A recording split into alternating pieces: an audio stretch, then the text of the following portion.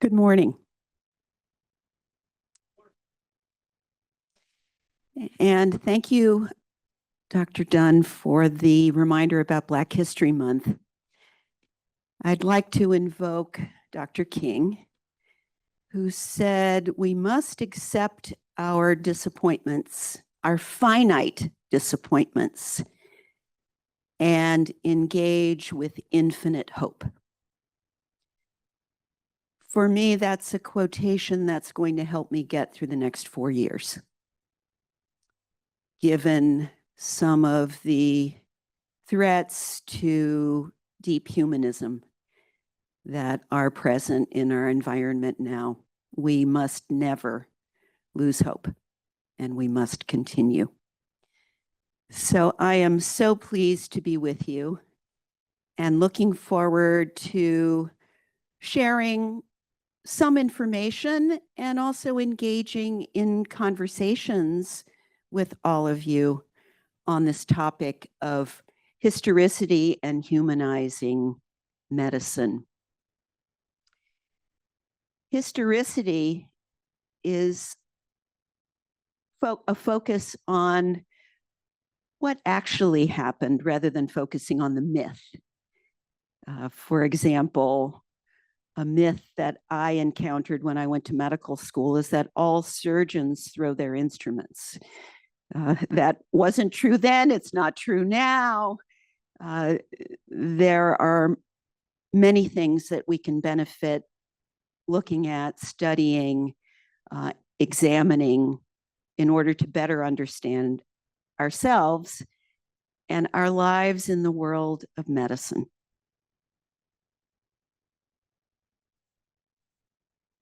Let's see.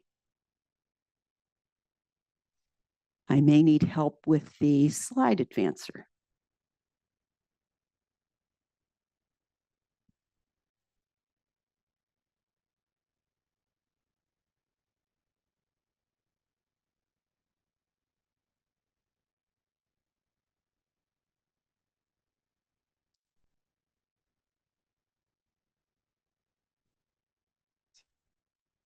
That does work now. Let's go back. Thank you for your help. Medicine is a team sport. Okay, so where are we going to go today together on this journey? One is getting to know your fellow travelers in this room better. Looking at the past, seeing the present, hearing a call to action, and preparing to share a teaching pearl, no matter what your role. So I'd like to begin with the dedication to my revered teacher, Dr. Marjorie Searage, who took me under her wing at the University of Missouri in Kansas City. And her expertise as a hematologist has kept me interested in erythrocytes and platelets throughout my career. Though I'm not a hematologist, I'm a general internist. And she would ask the question when we left a difficult conversation with the patient, what really happened in there? That is such an important question for me today, yesterday, and tomorrow in terms of the complexities of interactions with health, with illness, with who the person is, as well as the manifestation of their problems. A quotation that was published in a herstory of women in medicine is that there have been many ups and downs, but I have never felt that I made the wrong decision when I decided to become a physician. She graduated #1 in her class, University of Kansas, in 1944. What do you think that was like for her?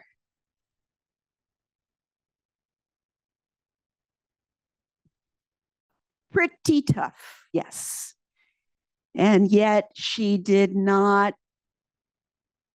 um, she did not emerge cynical or hopeless. She was very much a humanitarian. And in fact, she and her husband, Dr. William Searage, endowed the Office of Medical Humanities at my alma mater. And it is from her that I would like to pay homage in terms of this topic. She continues to inspire me. She continued to work in the School of Medicine to age 91. I don't know that I will do that, but she did. And it was really only because she became quite ill and died at 92 that she stopped her teaching practice. I also wear my hair in a bun every day the way she did. It may or may not be a coincidence. So objectives today, please look at the verbs.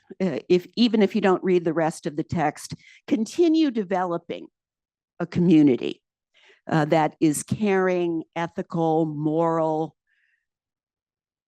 for everyone, educators, staff, and learners. Identifying historical trends in medical education, specifically around humanism. That is what I'm going to be talking about primarily today. Identify and articulating a true north for us collectively in terms of humanism in medical education, but also for you individually. What is your true north? How do you articulate it briefly? And how does this continue to forge a path for you? Commit to practicing a skill or skills in this wonderful profession of effective teaching, humanism, and leadership. What you put into today's conversations will determine what you get out of it. So I'm looking forward to seeing what comes up. So our first objective is building this caring, ethical, and moral community. And that happens through interactions with each other. And I was talking with, is it Dr. Cap, about your 61 years at Stanford. You were the first one to arrive today. Thank you.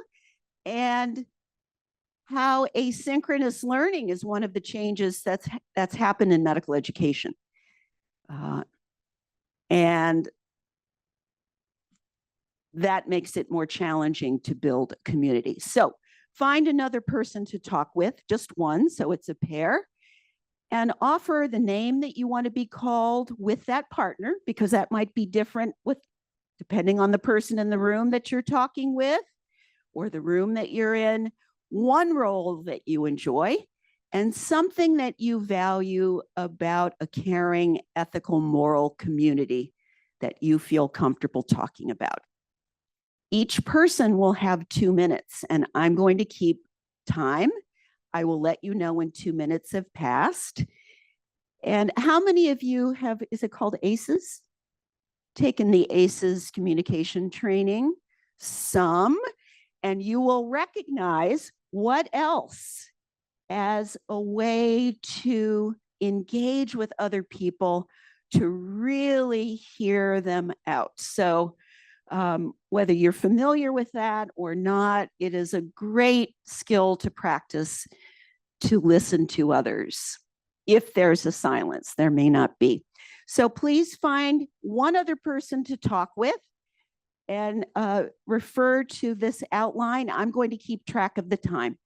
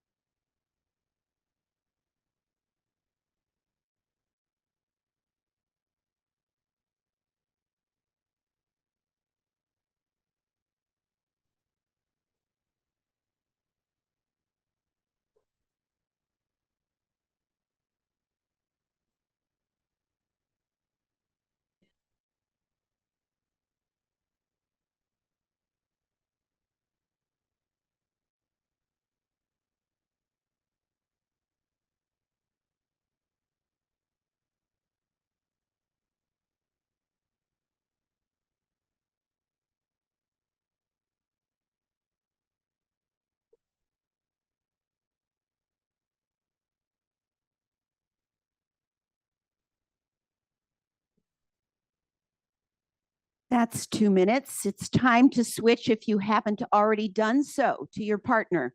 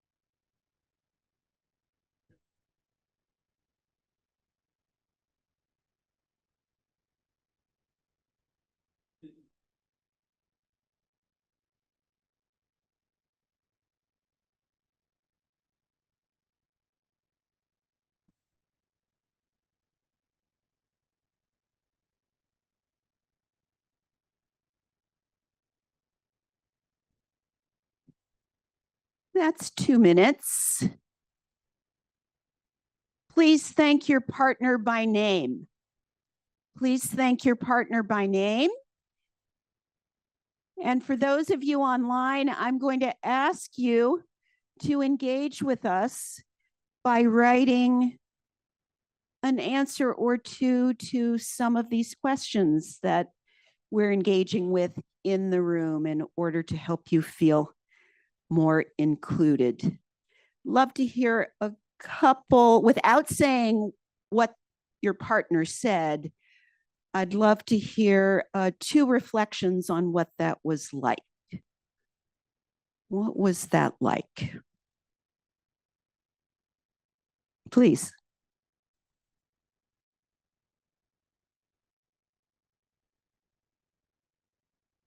And Sorry. thanks, Aaron.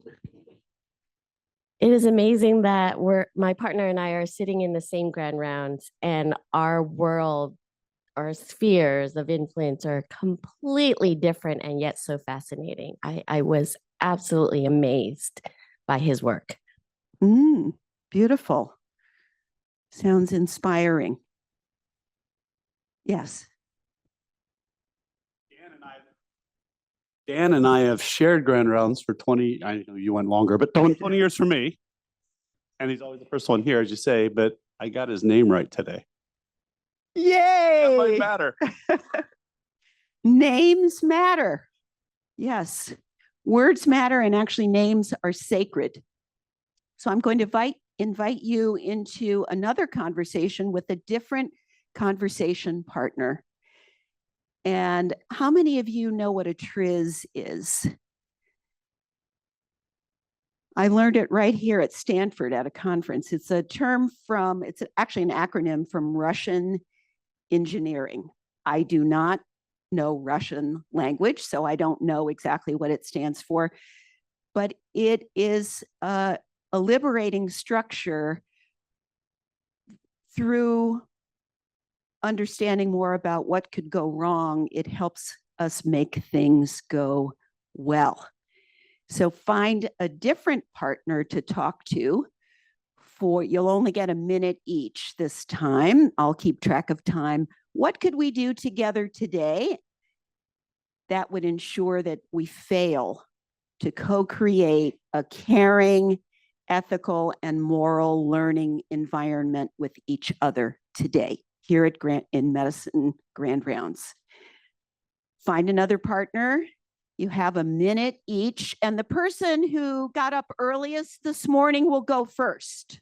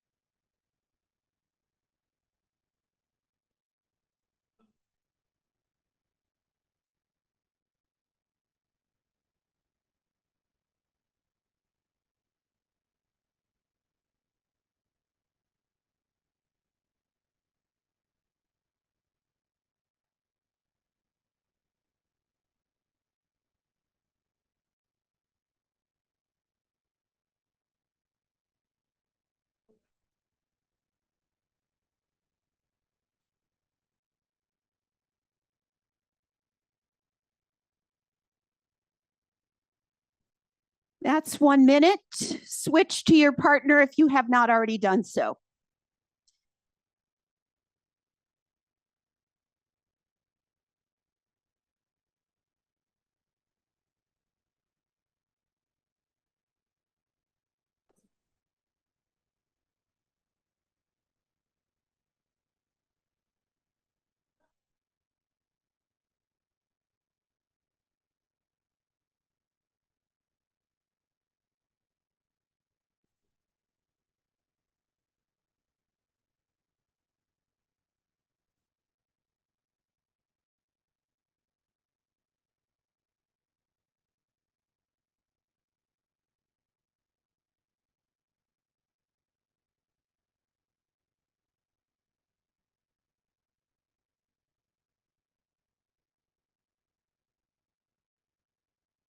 That's 1 minute.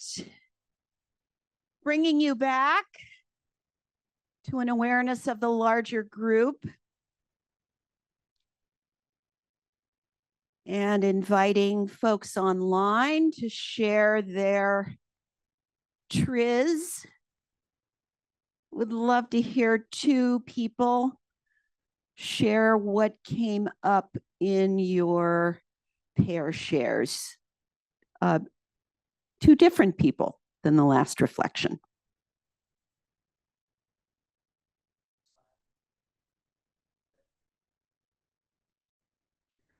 Patients from one specialty or subspecialty to another. Patients existing in a silo without conversations between disciplines and teams. Yes, yes. One more, please.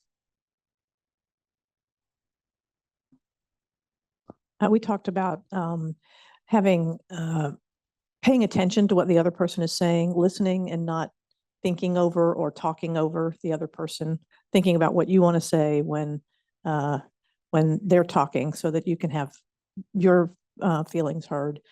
Being disruptive would certainly cause us to fail, and not treating other people the way we would like to be treated.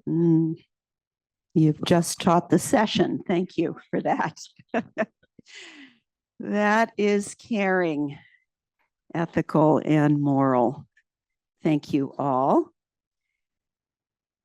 So as we begin the dive into the histories, plural, of medical education, why bother? Why show up at medical grand rounds early in the morning to take in some information about this topic? What do you think has value in terms of studying the history of medical education?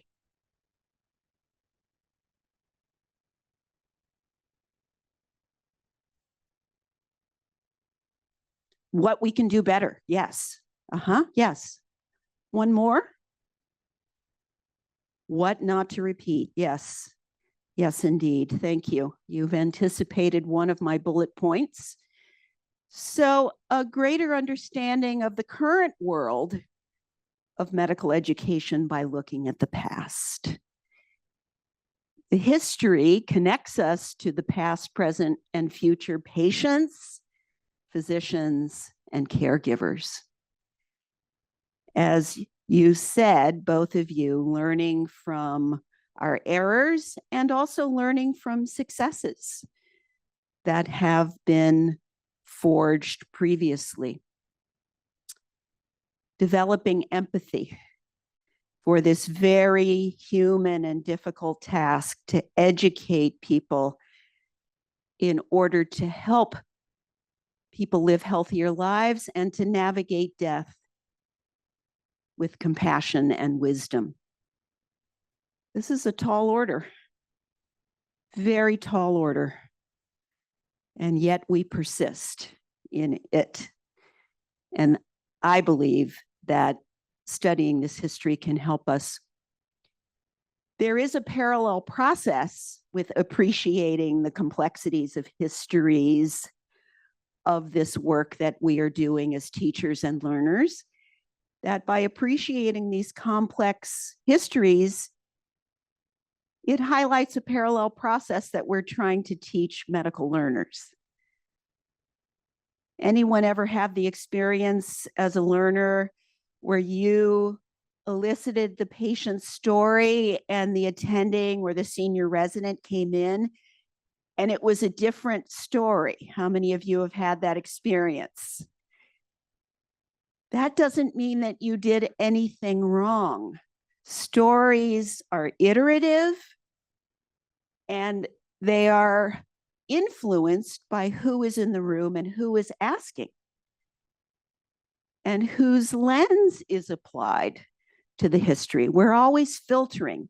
So I'm offering to you that the study of medical education and its history can better help us with that parallel process in enthusiastically and effectively helping learners to appreciate the complexities of eliciting histories around health and illness.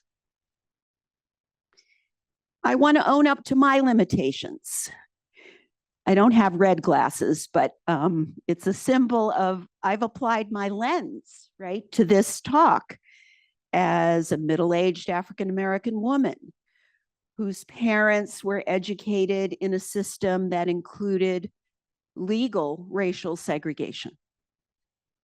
I'm sensitized to certain issues due to my own life story. You're going to be sensitized to other issues depending on your life story.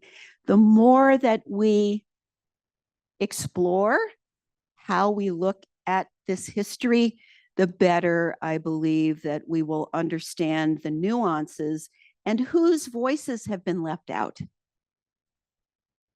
I will admit this is largely a focus on Western medical education today. I am steeped in Western medical education. There are other schools of health education in the world that I will not be talking about today, and that is part of my limitation. I look forward to learning more over time. This is I told Tamara before I started, this was a great opportunity for me to learn things that I was not familiar with. I really have spent very little time in my life looking at the history of medical education. So thank you for this opportunity. I'm sure I've learned more than I'm going to impart today. That's often the case when we're giving talks. A set of varying and sometimes contradictory histories that result from sociological, political, economic, and other perceptual filters of the author of the progress note, or the article, the essay, the op-ed, or the book. So here we have a letter from a physician to a former student who wants to talk to that physician and consult with them. And my imagination is to have an ongoing and longitudinal mentoring relationship. And in this letter that was translated, the response from the physician is, when I finally returned home, I'm starving. So he's giving information to this former student about why it's so difficult to have a mentoring conversation. I find my waiting room packed with patients, people who like me and people who don't. They're all waiting for me to see them. After washing up, I beg my patients to give me a few minutes to eat something small. It's the only meal I'll have in 24 hours. Then I start seeing patients and writing prescriptions. This goes on until dark, and I swear upon my faith, sometimes for 2 or 3 hours after sunset, I get so tired, I end up talking to patients and writing prescriptions while lying down. I'm so exhausted, I can barely speak. How many of you have had that exhausting experience? I don't lie down usually when I'm talking with patients. This really spoke to me and helps me feel less alone in 2025. This is from Maimonides, the physician in the 12th century, and a description of his workday and why it's so difficult to make time for mentoring. Some things have changed and some things are the same. These are strains that we experience that our foreparents have also experienced. I take comfort in that. I hope that you will too. So, medical education, I'm going to simplify like a kindergartner in this realm and talk about ancient and medieval and modern periods. It's not as simple as that, but I will reference what is identified as the first medical diploma that we have a document for. And this was from a university in Fez, Morocco, in the Middle Ages. And the medical school was started in the late 800s, I think. I'll have a slide on that soon. The image to your left is a medical school in Salerno, Italy. And at the bottom is the University of Pennsylvania School of Medicine, which is the first medical school in the United States, started in the 1700s. Any Penn alums in the room? No? Okay. So let's begin with Hippocrates. Right. Many of us have heard of the Hippocratic Oath. We don't use that at UCSF. I don't know what kind of oaths students are invited into at their, is there a white coat ceremony? Yeah.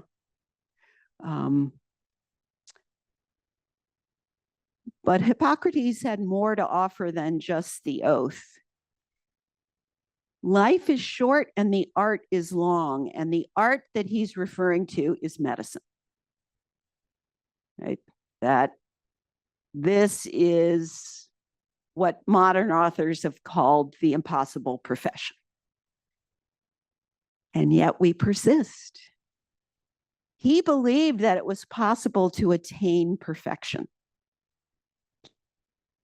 Maybe that's why he ate only one meal in 24 hours, because he was trying to attain perfection through work.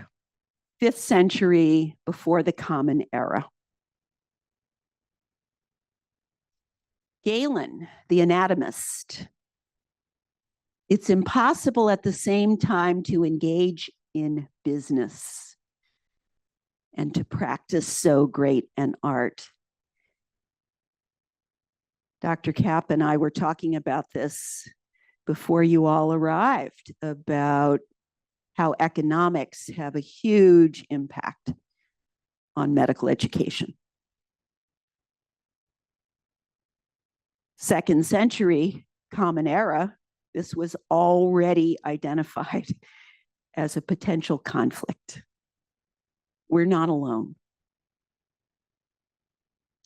This is the source of the first medical diploma document that I showed you an image of. This medical school was endowed by Fatima Alfieri, who was a wealthy woman. And this school actually initially started as a school for Islamic studies, and then developed departments of science in many different areas and became a medical school. I love that a woman endowed this project. And we've already referenced Maimonides in the 12th century. Perfection in this science, or rather the art, takes longer to be mastered than human life. However, this has been stated in order to warn candidate healers from easygoing studies. This is the kind of teacher that I both really enjoyed and dreaded in my own undergraduate medical education, right? Who was had very high standards. So, moving from the ancient period to actually something that was medieval / modern 10th to 12th centuries, Common Era. This medical school in Salerno in northern Italy was the first identified in the literature to include a curriculum. Before that, medical knowledge was attained through apprenticeship, not through schools. We still have apprenticeship as a foundation of medical education, but many layers have been added. There were textbooks of anatomy from pig dissections, since dissection of human bodies was forbidden at that time. There was a Latin poem of dietetic and hygienic advice, which I love that it was a poem. I hope it was rhyming, because it may have helped people remember more about the content of the information. The closest I could think of was the cranial nerve rhyming on old, yes, Olympus towering top. Yes, thank you. It's been a long time. Yes. There was also a physician's reference book with advice on how to treat a patient, a code of conduct on how to treat people and their family members with respect. Right? There is a long history of patient experience, what we call it now. And perhaps it was worth it for me, all of the reading and rabbit holes that I went down in preparing for this talk, to learn of Trocula, also known as Trocta, Trocta, who was one of several women faculty in this medieval school of medicine. I never met a woman physician until I went to medical school. It was somewhat countercultural for me to know at 12 that I would become a physician. I wish that I had known that this practice for women had been going on for centuries. It really heartened me. Not surprisingly, as someone myself who practices women's health, I'll be attending in the women's clinic at the VA this afternoon. She wrote a book on obstetrics and also had a general practice. So some things that we think of as new, women in medicine, actually, we've been present in medicine for centuries, and we can be very proud of that. Moving forward in history, the medical schools of Europe had a two-tiered system, which sometimes I notice today. The clinicians versus the academics, be that research or educators. And the surgeons in this era were practically trained, although there was an exception in Amsterdam where there was a 5-year training program. Right? This is quite extensive, and they had designations for master surgeons.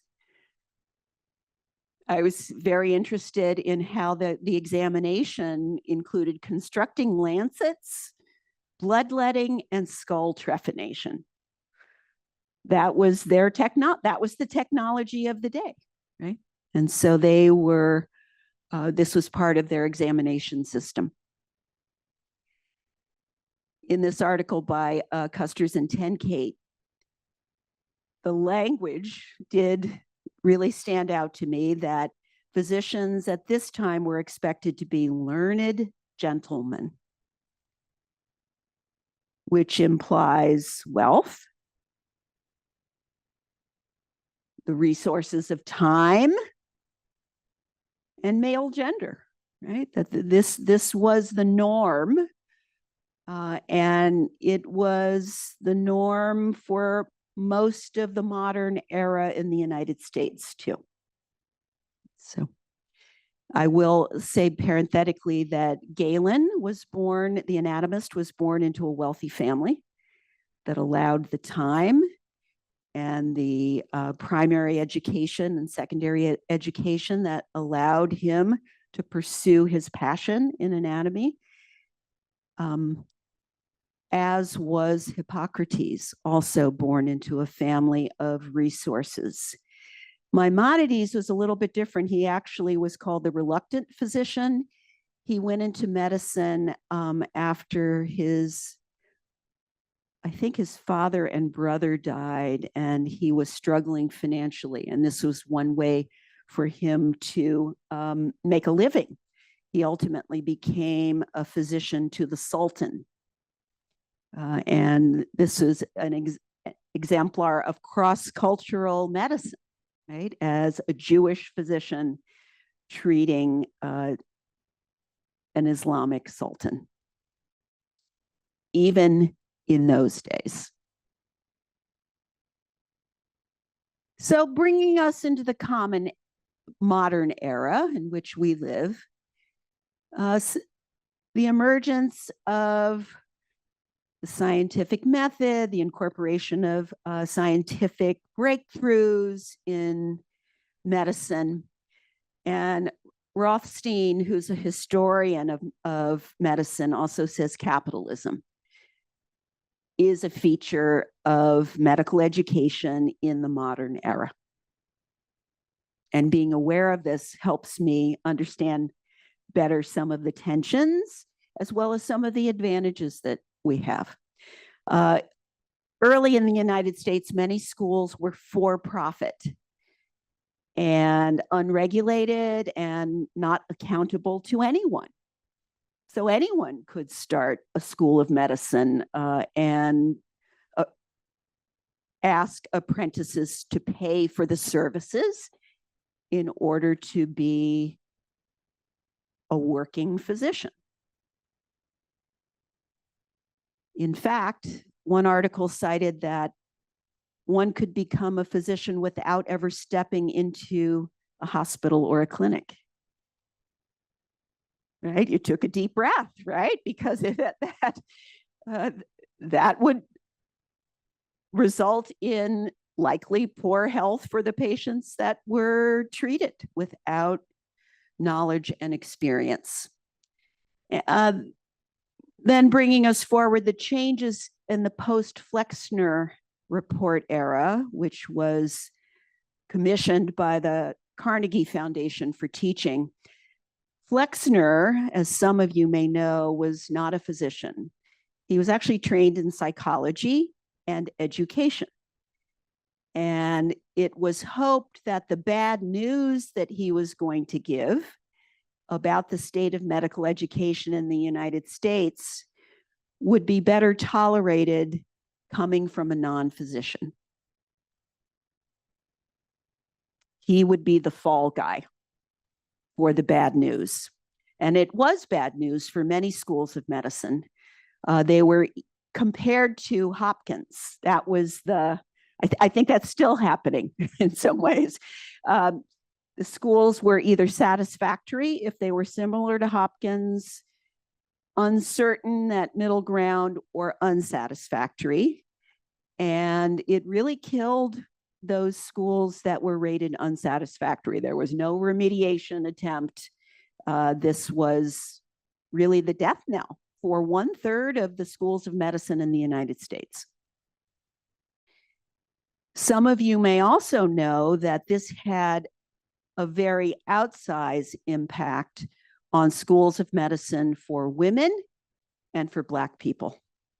So it was more than 1/3 of medical colleges for women and for historically Black medical schools. More, I think 2/3 of Black medical schools closed, really leaving only Howard University School of Medicine, College of Medicine, I think they call it, and Meharry. Huge impact on who became a physician.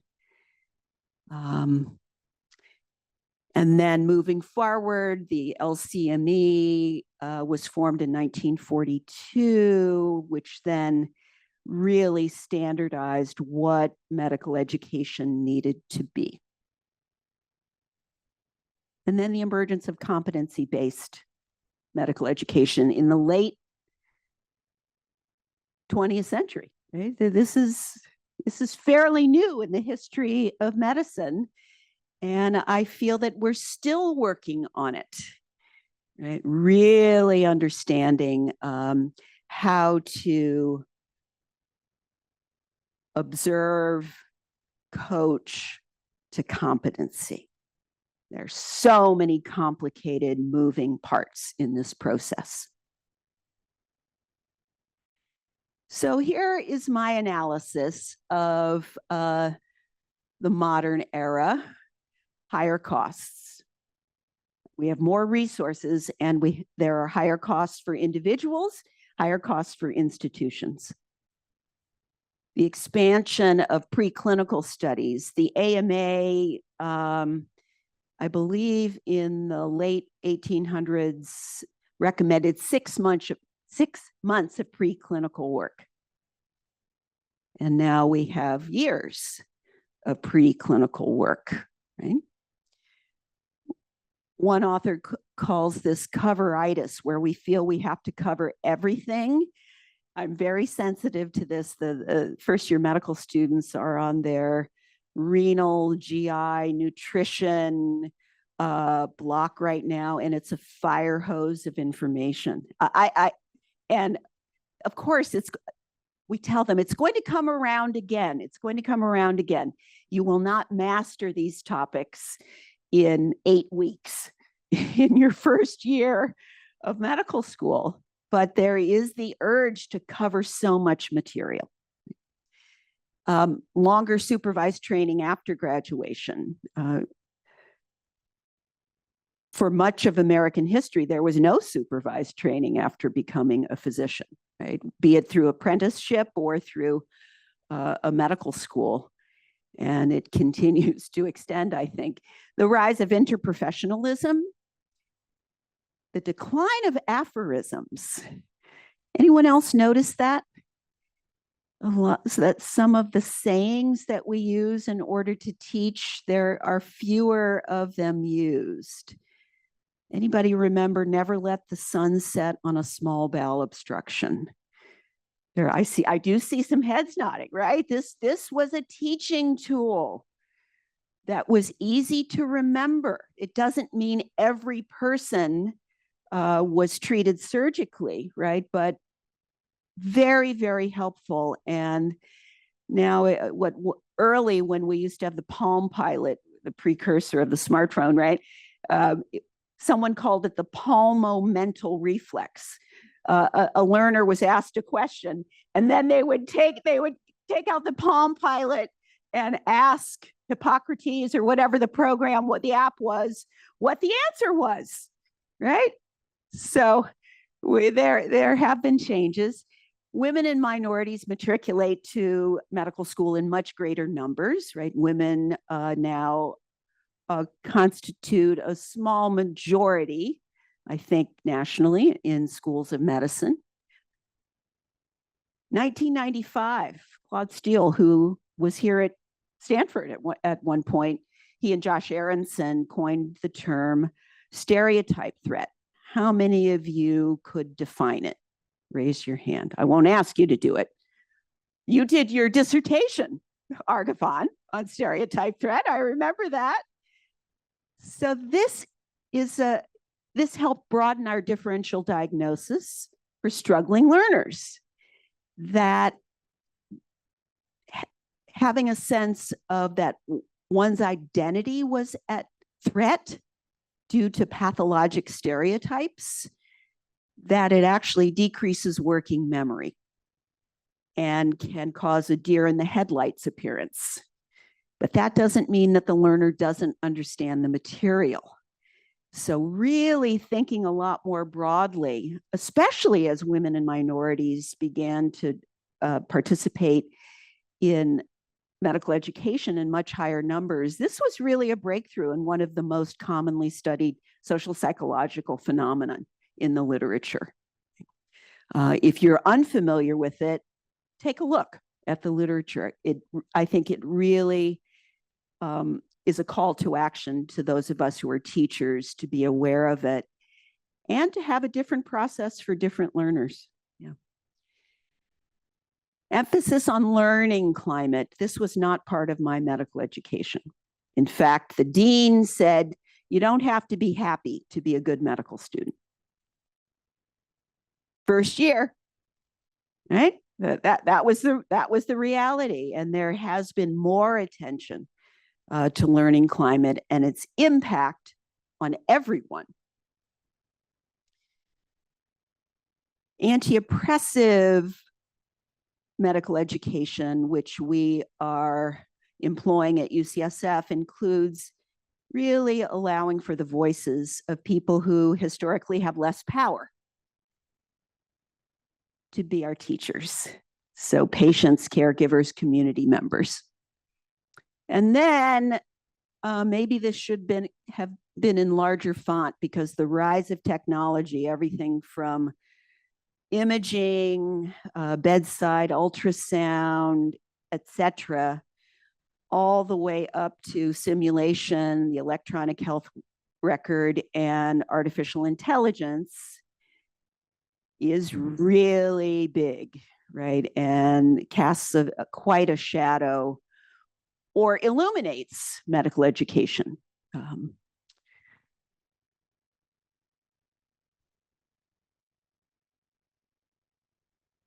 So themes here, as we're beginning to put a comma in our conversations: medical education is ancient.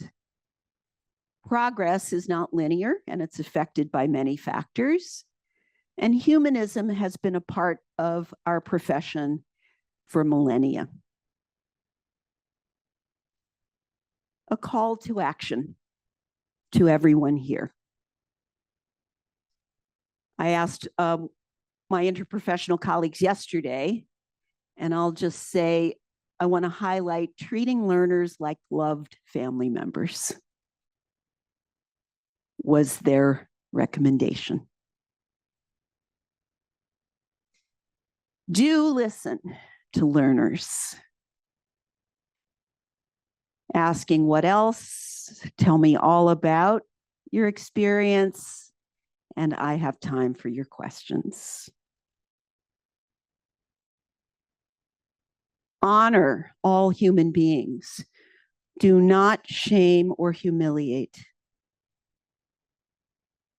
I will not repeat the word that describes when medical faculty quiz in a way that is humiliating. I won't use the word. That word is filtered through sexism and sexual violence, and the process needs to end, and the word needs to be excised from our vocabulary.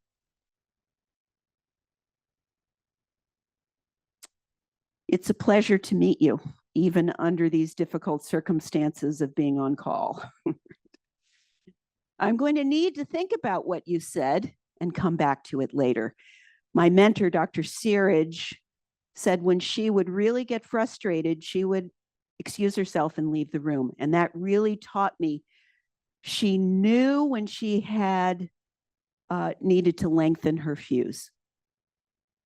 It's a beautiful example to me, and allowed her to honor all human beings.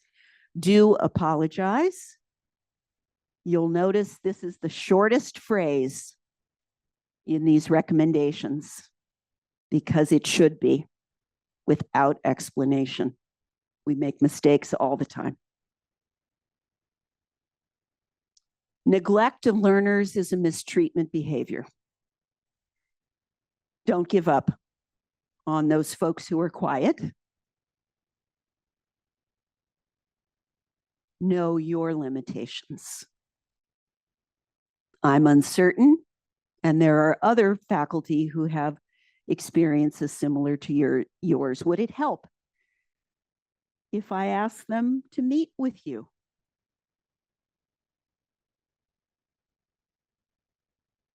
And I'm going to end with remembering that revered is the legacy of the teacher. I left it blank because it is your name.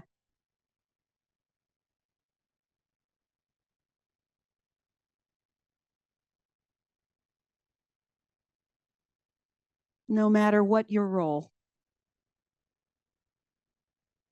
your ethical, moral duty is to teach in a way that inspires others to do the same.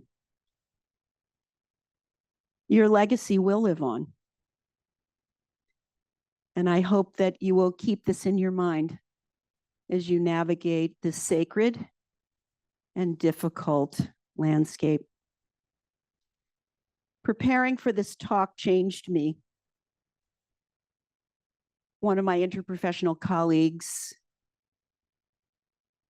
with one of my own patients, failed to appreciate a broad differential with what turned out to be a life-threatening diagnosis this week.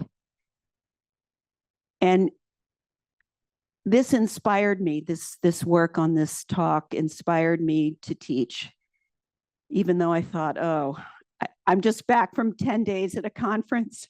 I don't really have time for this, but engaging in a conversation with them about what are your take-home points from this experience. And when they said they really didn't have any, then allowing me to step in and illuminate a blind spot, that every person with a neck mass needs to be examined in person and not remotely, promptly. I leave you with my humility that it took this work for me to step up to the plate a bit more. I hope that you will too. Thank you for being here today. It has been my honor to be with you this morning.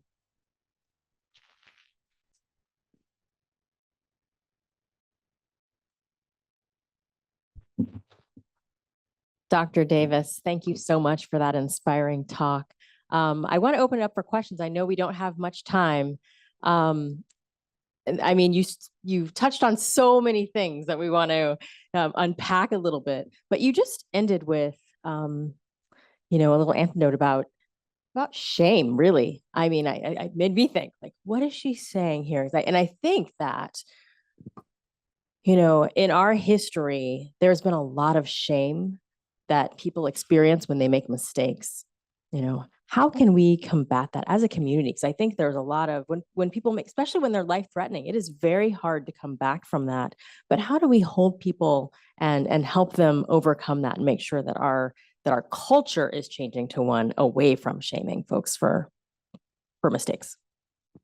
So I took heart from Hippocrates, whose documents include experiences of a patient dying because of his treatment. It was bloodletting, which was part of the technology of the day. And he talked with colleagues.